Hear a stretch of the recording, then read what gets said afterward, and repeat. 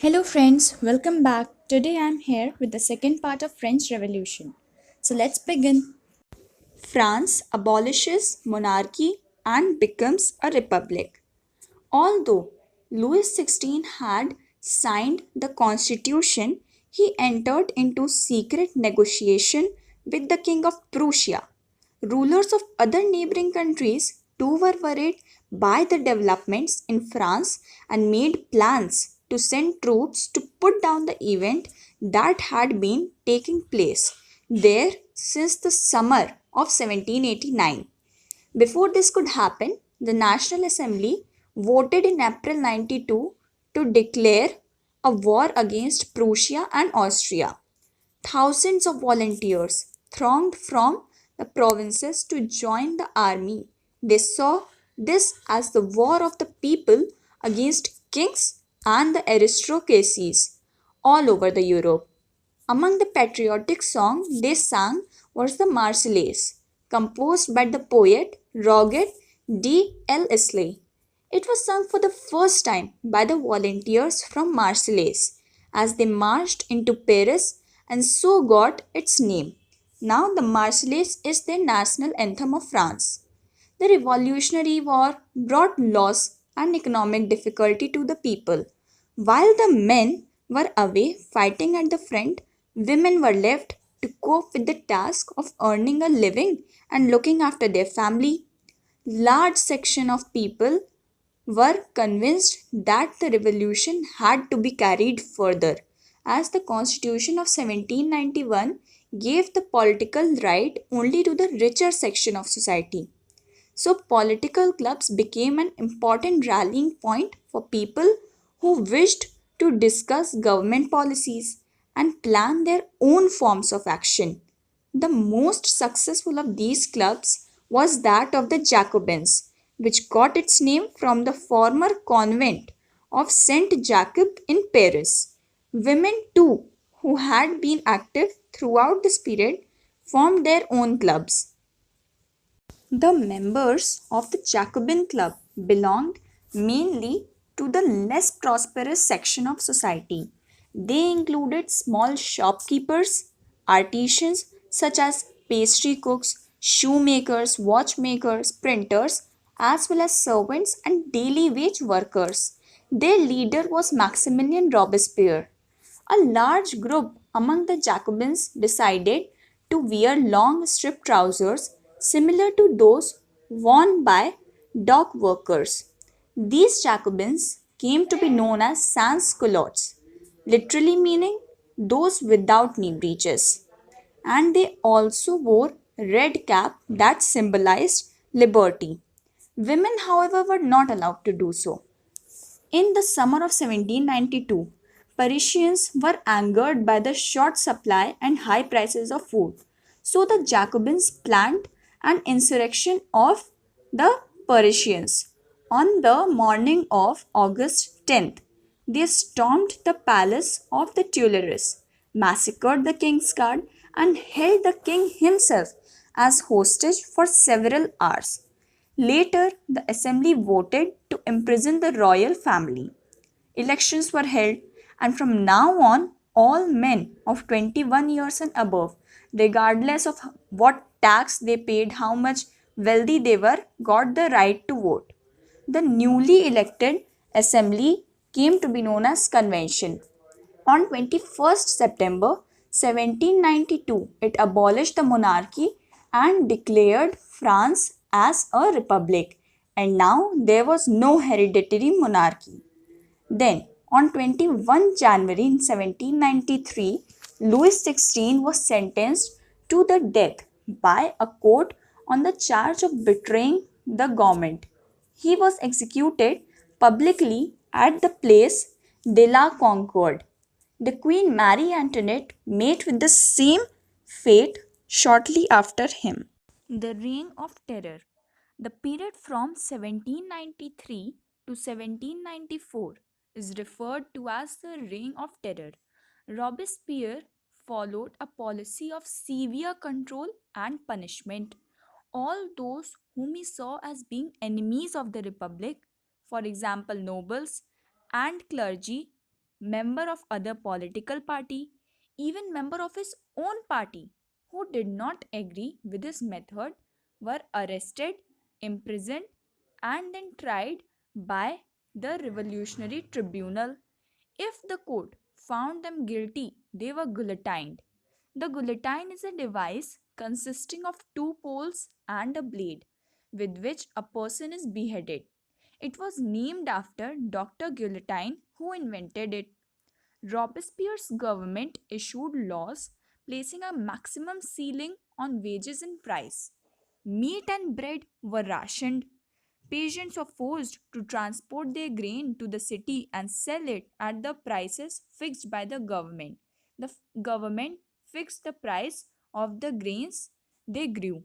The use of more expensive white flour was forbidden.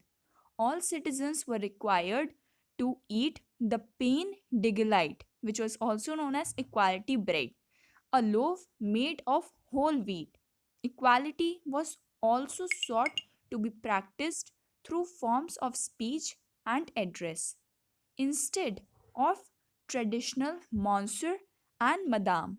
All French men and women were henceforth citoyen and citoyenne, also known as citizen. Churches were shut down and their buildings converted into barracks or offices. Robespierre pursued his policies so relentlessly that even his supporters began to demand moderation. Finally, he was convicted by a court in July 1794, arrested, and on the next day sent to the guillotine. A directory rule, France.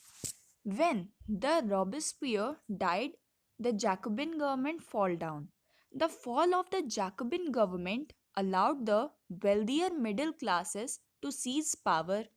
A new constitution was introduced which denied the vote to non-property section of the society, which means that those who were not having the property were not allowed to vote. It provided for two elected legislative councils. Then these appointed a directory, an executive made up of 5 members.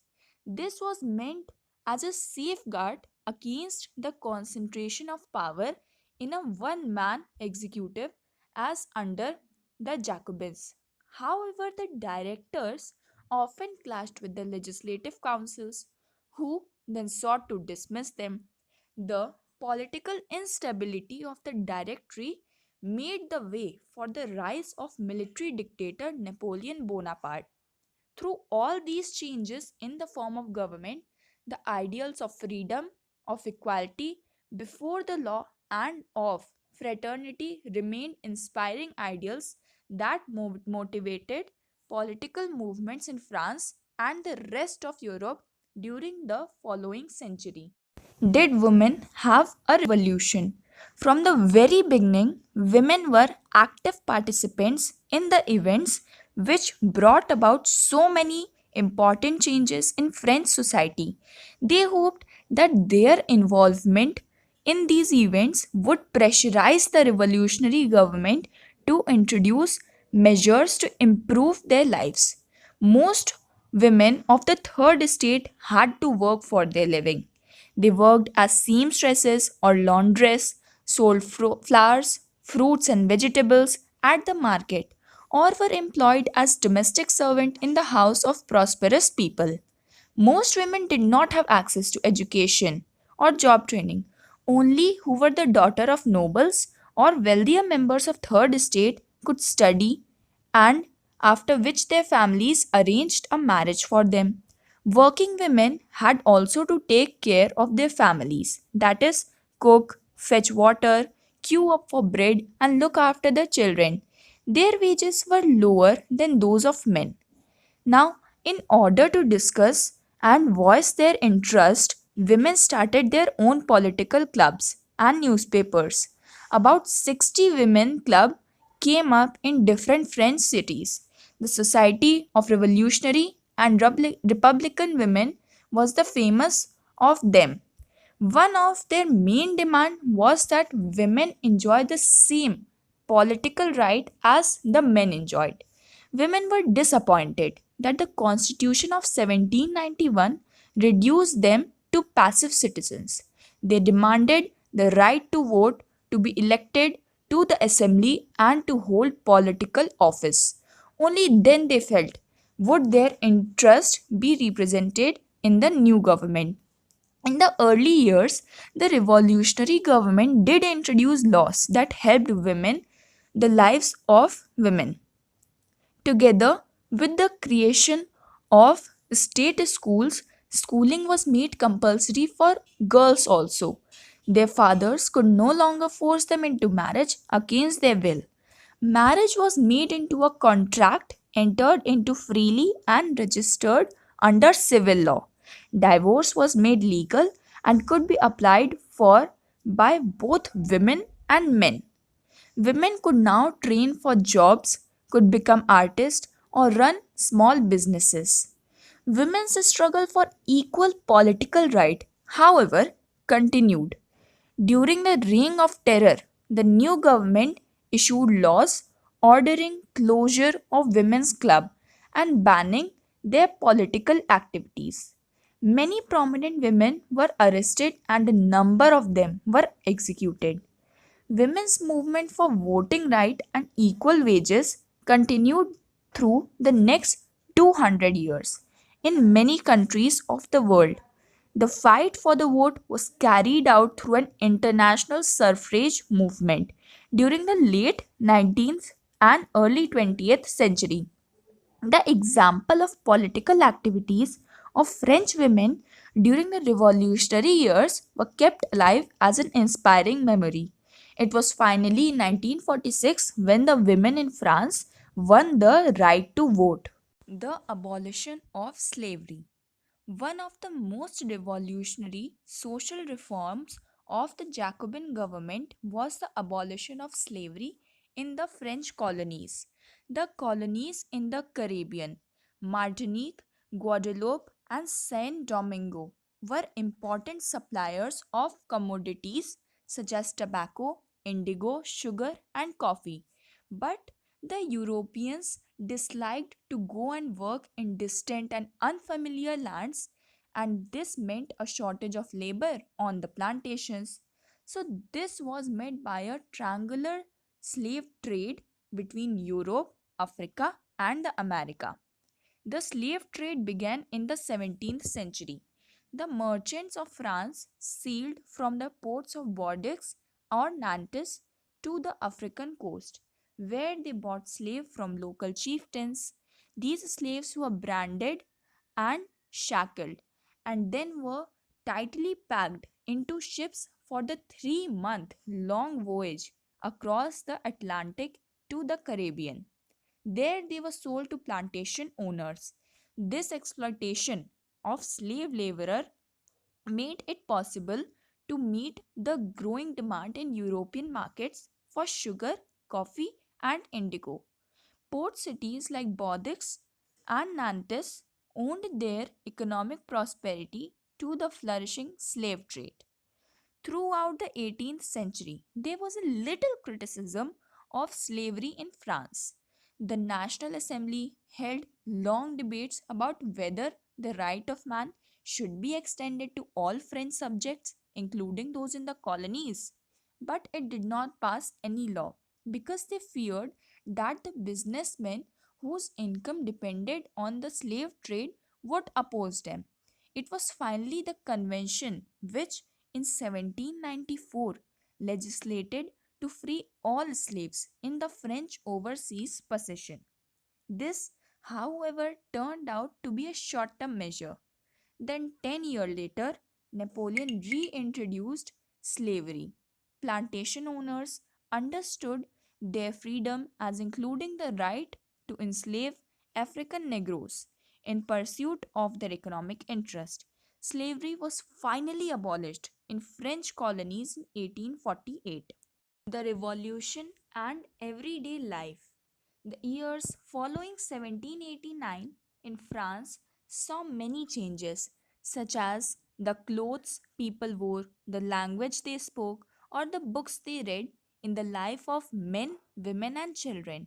the revolutionary government took it upon themselves to pass laws that would translate the ideals of liberty and equality into everyday practice.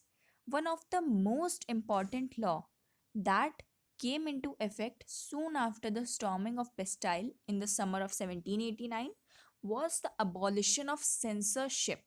In the old regime, all written material and cultural activities, books, newspapers, plays, could be published or performed only when they had been approved by the censors of the king. But now, the Declaration of the Rights of Man and Citizen proclaimed freedom of speech and expression to be a natural right. Newspapers, pamphlets, books, and printed pictures flooded in the towns of France. Freedom of press also meant that opposing views of events could be expressed. Each side sought to convince the others of its position through the medium of print. Plays, songs, and festive processions attracted large number of people. This was one of the way that could grasp and identify with the ideas such as liberty or justice that political philosophers wrote about. Conclusion. In 1804, Napoleon Bonaparte crowned himself Emperor of France. He saw his role as a modernizer of Europe. He introduced many laws, such as protection of private property and the uniform system of weights and measures provided by the decimal system. He was finally defeated at the Waterloo in 1815. The ideas of liberty and democratic rights were the most important legacy of the French Revolution.